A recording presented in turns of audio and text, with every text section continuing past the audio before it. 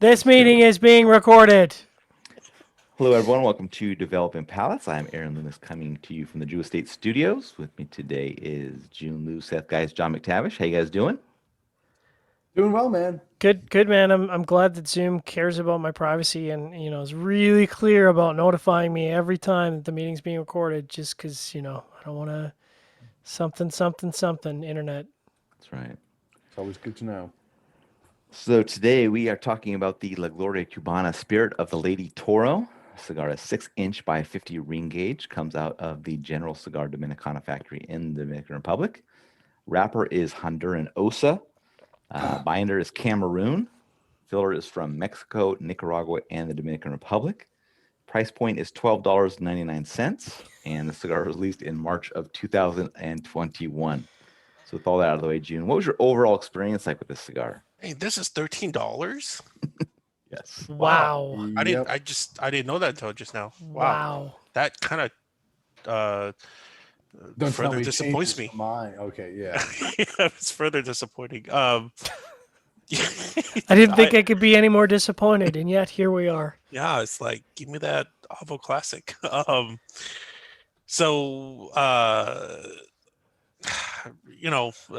Profile wise, a lot of red pepper, hay, leather, bitter. Like when you over roast something, whether it's coffee or nuts, like you get that charry, bitter kind of note. Like that's exactly what I got out of it. The best part for me was retrohaling, because when I retrohale, for whatever reason, within my senses, I don't taste bitterness, which is a good thing. So I don't know. Like I just, on another finish, got more of that leather. I don't like leather in cigars, so I got a lot of leather in this cigar. So, man, I just, what's good is, so something positive to talk about within doing this review is, so I turn on the Bluetooth speaker, and I turn on Incubus, which is a band that I really enjoy from back in the day. I love Incubus, man. You Right? love Incubus too? Love it. What did you put on? Morning View, Oh, what a fantastic album. right? Yes. Yeah. So, Aqueous Transmissions is like Yes. the best song to listen to before bed. yep. Or after smoking a bowl. Oh, yeah. Oh, God, it's trippy then, man. Yeah. The frogs. Mm-hmm. Yeah. So that was the highlight, honestly, guys. I know, the YouTube trolls are like, yeah, Drew's just going to talk about just some other cigar. But, please come and view these YouTube videos to hear me talk about my listening pleasures. There you go. And then we could talk more. Comment below. What your favorite album is when you're yeah, smoking a yeah. cigar? When you're smoking man. this cigar, what's the Smoking best this music cigar. pairing? Yeah. All right, Something Seth, what was angry. your experience like? Found no spirit, and there sure as hell was no lady. So, I mean, listen, it was dry earth, cocoa powder, a little bit of leather, this metallic spice. There's that artificial sweetness, which I couldn't tell if it was helping the cigar or hurting the cigar, but either way, it was irritating me just throughout. So, medium strength and body, just underfilled. I felt like disappointment. All right, John, what was your experience like? Yeah, I didn't realize the price tag on this. I guess I'll talk about that when we do the after thing. But yeah, I mean the artificial sweetener. So for me, it definitely didn't taste like it was on the cap. It tasted like either the binder or some of the filler tobacco had been dipped in artificial sweetener. So curiously, it was the least offensive artificial sweetener I think I've had on a cigar because it wasn't super intense.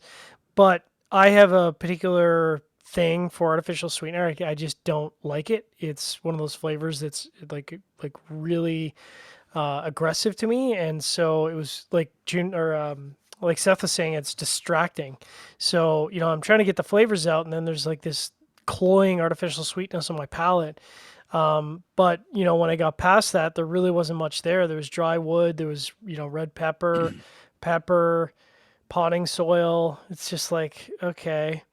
And the thing kept going out. Like I'd take 6-8 puffs and it'd go out, and then I'd take 6-8 puffs and then it'd go out, and so Curiously, even though it was like massively underfilled, and by the way, quality control at that factory needs to really take a look, because like day one of somebody on the factory floor should be able to tell that that was massively underfilled, and yet it smoked for like 2 hours and 38 minutes. So, it wouldn't even put me out of my misery. I kept relighting this thing, kept smoking this thing. And I'm like, please, can this review just be over with? That being said, the flavor profile wasn't that offensive. It just wasn't interesting at all. So it was a very long and boring 2 hours and 40 minutes with 5 relights, which is a new personal record for developing palates. And curiously, the draw was towards the open spectrum. So how this thing managed to burn for 2 hours and 38 minutes, I don't know. But I would not smoke this again. You could not pay me to smoke this again. Aaron, what was your experience like? Yeah, I thought the flavor profile was quite average. Focused around musty and toasted wood, some black pepper through the first half. Things ended on a bit of a down note. There was a decent level of bitterness that joined in. That faint synthetic sweetness that both Seth and John mentioned, just kind of present on random draws here and there for me, but I wasn't expecting that. Like Little Seth teaser. said, I was like, I don't know if it detracted or if it helped. Like maybe it kind of kept my attention because I was like, when am I going to get it again? I don't know, but I'm not going to be one that just says, this is crap cigar because it has some added sweetness to it, because it's not. Look, it's not from the tobacco. It's added. It doesn't taste natural. Yeah, don't try and tell me. Don't try and tell me that that what makes the cigar bad. no, it is. It is. In fact, I might argue that might have been one of the better qualities. Agreed. Yeah. So yeah, nothing particularly engaging about the cigar other than that sweetness that I just was curious about how frequently I get it, where's it coming from, that kind of a thing. But with the price point on this cigar, there's zero chance I'm coming back to it. So yeah, not going to happen. All right, going to start at the top in the scores with Jiunn at 5.75. I gave it a 5.05. John gave it a 4.48. Seth gave it a 4.03. So Jiunn had that 5.75 matchup for you. It's just average taste. I actually had a really good burn and draw performance, and I think that's where I mainly differed with a good amount of you guys. So yeah, but I agree in the sense with the rest of you guys, in the sense that there's no way I'm going to smoke this thing again. My 5.05 matches up well. It was a below average flavor profile, kind of some iffy construction. I actually had a tight draw, just a little wavy burn. I had to do a touch up on it. Cigar never went out on me, but it was just enough kind of things that were just like little irritating components here and there. So mine matches up well. All right, John, 4.48. Yeah, that matches up to the experience I had. Average flavor profile with just the worst burn imaginable, and just really generally shoddy construction. In fact, just to really hammer that point home, if you were to shop and you sold a cigar like this for $12.50, you should be embarrassed, because the construction is just that bad. All right, Seth, 4.03. Yeah, terrible construction and below average flavors from start to finish. Just was, bleh. Yeah. I did dig the band on this cigar. I like that 50s kind of style with like the airline kind of whatever font or whatever, kind of like the faded-ish colors, and That's I dug true. that. But I think in general, La Gloria's marketing and packaging is pretty on point. they do great packaging. They just can't put blends together. Just can't put It's blends that together. one. Remember and here's the thing. It's like, remember that Colección Reserva that Ernie did, which was Sumatra, which was like better than anything Ernie did that year. And then, so it's like you make that great La Gloria Cubana, which does nothing, gains no ground on the market whatsoever. And then you release, I mean, they probably had something between these two, but then you release something like this. It's just like, what are you doing? Are you even paying attention? Do you know what people who smoke La Gloria smokes? And it's one of these things, I don't know, General Altadas, all these people, they should stop trying to make Montecristos for everyone. Focus on making Montecristos that Montecristo people like, then have Henry Clays that those like people like. Just get them smoking your entire portfolio rather than every single Montecristo and nothing else. Like when Ernie was making La Gloria Cubana back in Miami, they had a role. La Gloria Cubana was doing something, and now it's just like, what the fuck are you doing?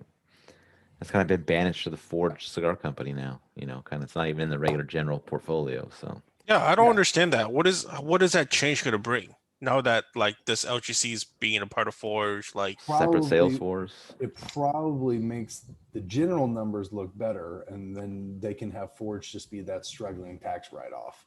Yeah. Actually, wait a minute. Is Justin and Diesel in Forged? If they are, I did not say I don't that. think so, but I I know think- that yeah, I know yeah. that Justin's working both sides. So Yeah. oh, All right. If you're just catching this video on YouTube, be sure to subscribe to us. We'll also check out the full written review on the website, developmentpalace.com. Follow us on the social media channels, and you can catch all of our review recaps on podcasts, iTunes, Google Play, and Podbean. Thank you for tuning in. We will catch you on the next one.